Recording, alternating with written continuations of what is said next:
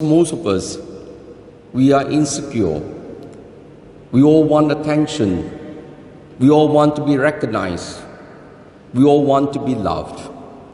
And we always think that we can be loved only if we are good enough to be loved. We need to prove ourselves.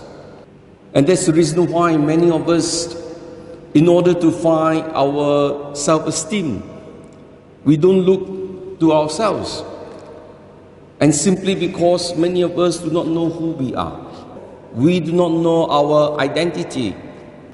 The perception of who we are is actually determined by the perception of what people think of us. A person who is always looking outwards for approval becomes a slave to public opinion. The person can never find stability in life, will always be restless, will always be insecure. And that's the reason why, when we are insecure, we become very competitive. And this is dangerous because when you are competitive, we are not thinking of how we can develop ourselves, how we can explore our potentials, how we can be better, but how can we destroy others? How can we make sure others will not grow? How can we make sure that others will be deprived and remain where they are? Wanting to be great itself is not a sin. In fact, we all should strive for greatness. We should strive for growth.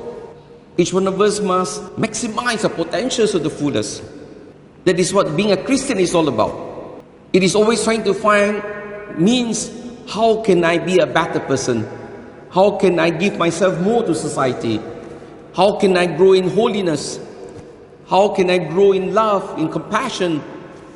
How can I be of greater service? So it's about me, how I can develop myself for others.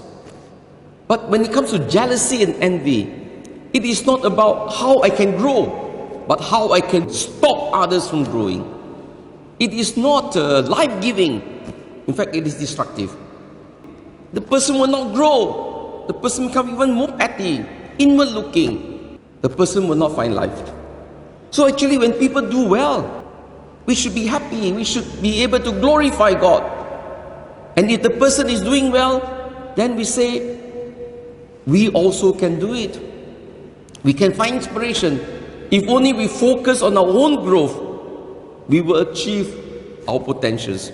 But if we are always concerned about destroying people, humiliating people, putting them down, all your energy is wasted on all these negative things.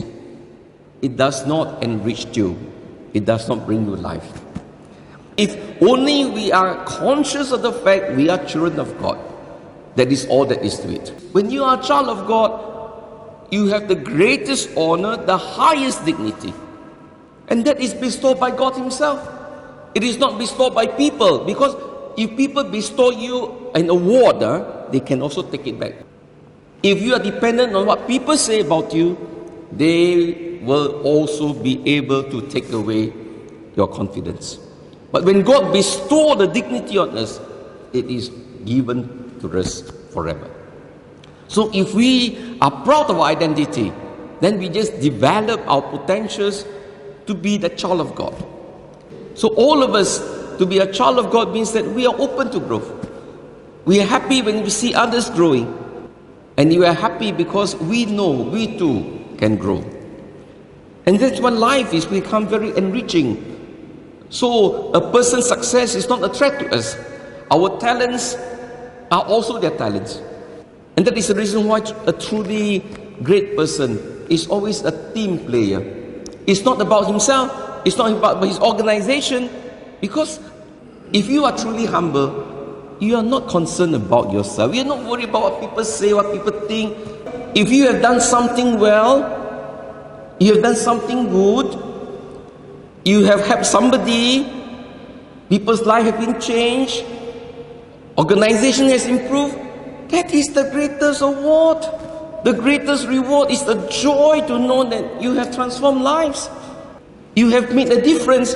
What other awards do you want? The other awards are all useless. Because in your own self, you know that you have already celebrated this joy. And so we pray that we will always do what is good for others and not about ourselves.